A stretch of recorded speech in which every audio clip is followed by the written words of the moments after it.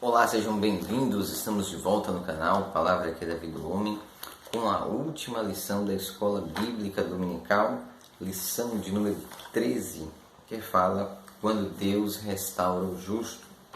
O texto áureo diz o seguinte: o Senhor virou o cativeiro de Jó quando orava pelos seus amigos, e o Senhor acrescentou a Jó outro tanto em dobro de tudo quanto possuía. Jó 42:10. Verdade prática diz: a restauração do ser humano acontece em razão do amor e da misericórdia de Deus e não como consequência do esforço pessoal, piedade ou atos de bondade.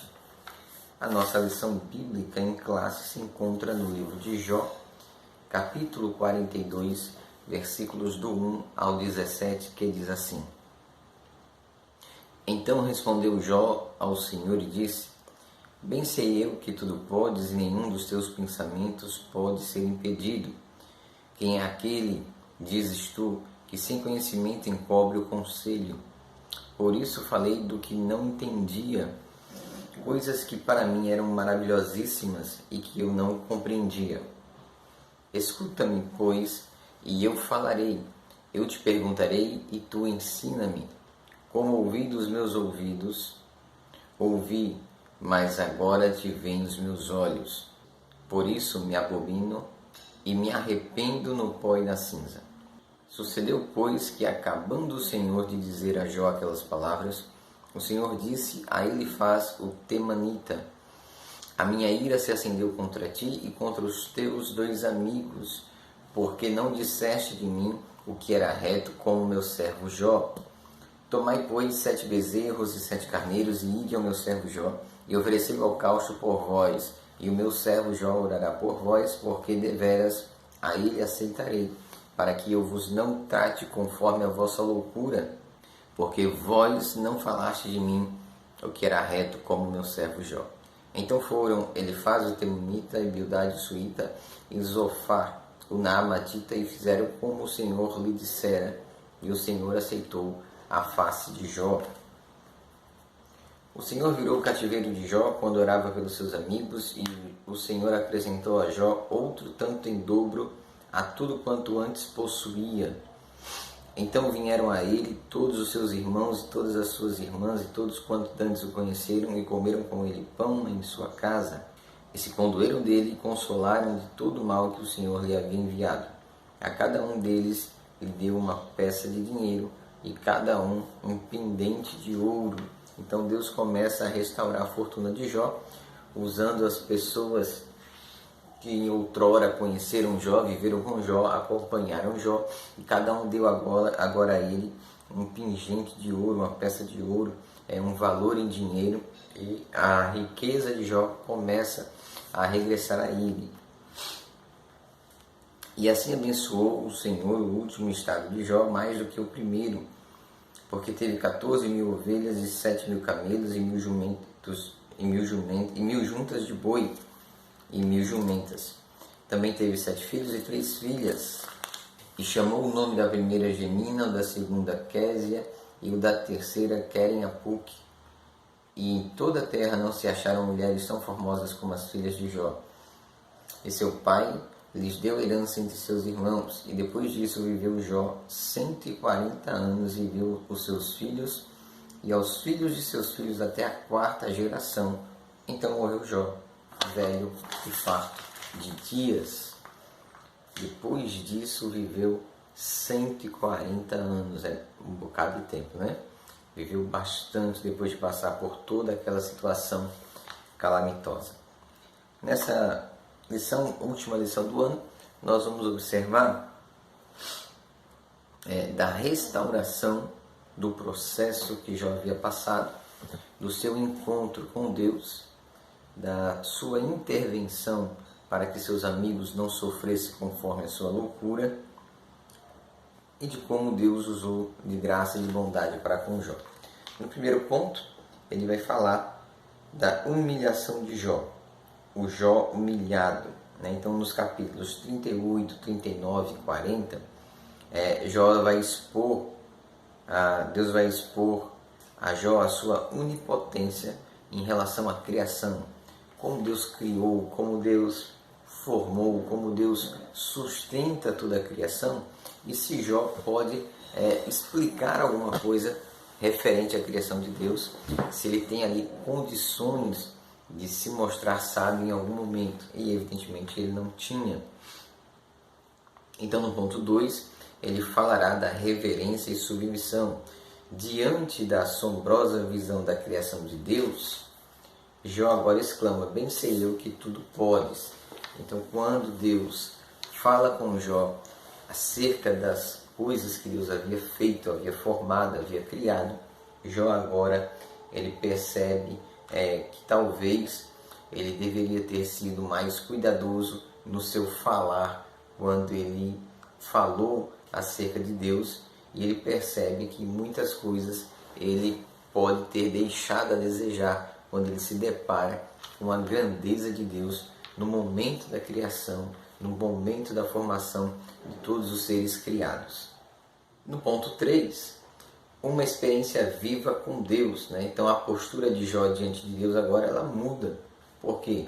Porque Jó vai contar daquilo que ele ouviu, daquilo que ele recebeu por tradição, daquilo que ele conhecia com base no seu tempo, se bem verdade é que ele tinha um conhecimento de Deus muito mais apurado do que os seus amigos, mas ele agora terá a oportunidade de não apenas ouvir, de não apenas escutar, de não apenas ter um relato, mas agora ele tem uma experiência, ele tem um processo que ele viveu, uma coisa que ele enfrentou, uma situação que ele passou e que trouxe a ele não só o ouvir, mas a experiência de ter uma experiência, de ter um contato com Deus único, né? De ouvir a voz de Deus que ele tanto almejava. Síntese desse primeiro tópico: a humilhação de Jó resultou em humildade, reverência, submissão e experiência com Deus. Ponto 2. A intercessão de Jó. A ira de Deus. Após ter sido dirigido a Jó, o Senhor volta-se agora para Elifaz. Por que para Elifaz? Porque ele era o mais velho e dentro daquela época, daquele momento, daquela cultura, ele era o responsável pelos seus amigos. Então, Deus vai se virar para ele agora e vai dizer: busque a meu servo Jó, ofereçam o sacrifício necessário para que ele interceda por vós e a minha ira não se acenda contra vocês e eu os trate conforme a sua loucura. Então, ele agora vai buscar a Jó e vai pedir a Jó o favor de Deus. No ponto 2, o pecado dos amigos de Jó. Então, representados pelo Elifaz, que era o mais velho, ele agora vai falar do pecado dos amigos. E qual foi o pecado desses amigos?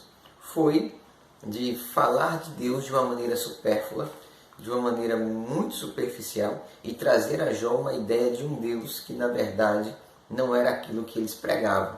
E não era um Deus que estava punindo Jó por um pecado oculto, não era um Deus indiferente à sua criação, era um Deus totalmente diferente do que aquilo que os seus companheiros falavam, e por este falar errado, Deus agora ele cobra de Elifaz e seus amigos um posicionamento. Então, eles vão agora à busca de Jó para pedir a intervenção diante de Deus por conta dos seus pecados.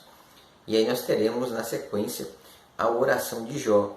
Então, Deus dirige-se aos amigos de Jó e aconselham a irem ao encontro do patriarca. Por quê? Primeiro, para que Deus provasse aos seus amigos que Jó era um homem justo de fato. Passou por todo um processo, passou por toda uma dificuldade, mas ele era um homem de caráter íntegro, temente a Deus e desviava-se do mal. Então Deus agora ele exalta Jó e faz com que os amigos de Jó se humilhem diante de Deus e diante de Jó em busca do perdão divino. Síntese do ponto 2, Deus faz com que Jó interceda pelos seus amigos. No ponto 3, nós temos, acho que a parte mais esperada por todos, que é a restauração de Jó. Então Jó, ele era o homem mais rico do Oriente e do Ocidente, perde tudo, cai em desgraça. E agora Deus vai restaurar a riqueza de Jó em dobro. Então, se ele já era muito abençoado antes de tudo isso, ele agora vai ser abençoado em dobro e vai receber tudo aquilo que ele havia perdido, tanto na parte espiritual, material, como na parte da vida como um todo, familiar, os filhos, a vida como um todo. Então nós teremos a restauração social e material. Então Deus vai se utilizar de todos que o conheceram e cada um vai fazer a ele uma doação voluntária, de forma que essa fortuna vai ser cumulativa e o seu último estado será maior que o estado primeiro. Síntese do tópico 3, a restauração de Jó se deu na esfera moral, espiritual, social e material. Concluímos assim que, embora Jó muitas vezes não entendesse, não compreendesse o que ele estava vivendo naquele momento, é notório que em todo o livro de Jó nós vemos a mão de Deus agindo, inclusive a favor de Jó, mesmo quando este não consegue entender ou compreender o tamanho da dimensão dos planos de Deus. Então que Deus continue te abençoando, te guardando. Terminamos o ano de 2020 e voltamos em 2021 com novas lições, com você aí, eu aqui, fazemos juntos o estudo da Palavra de Deus. Que Deus te abençoe e te guarde, em nome de Jesus.